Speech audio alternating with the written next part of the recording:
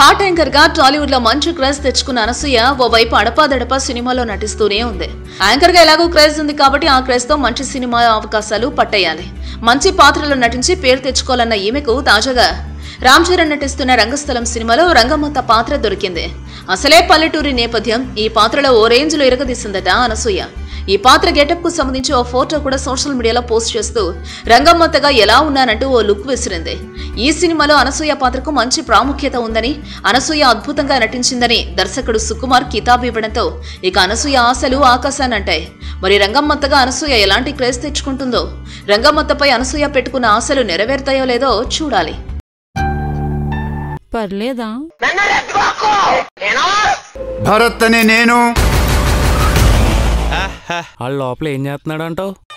ప్రతి బ్యాచులర్ రూమ్లో ఇవన్నీ కామన్ రా. God must be crazy. ఒరే మంది అయిపోతుందిరా, ఇంకో ఫుల్ తెచ్చుకుందాం రా.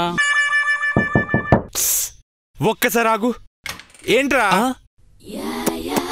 అయ్యో బాబా.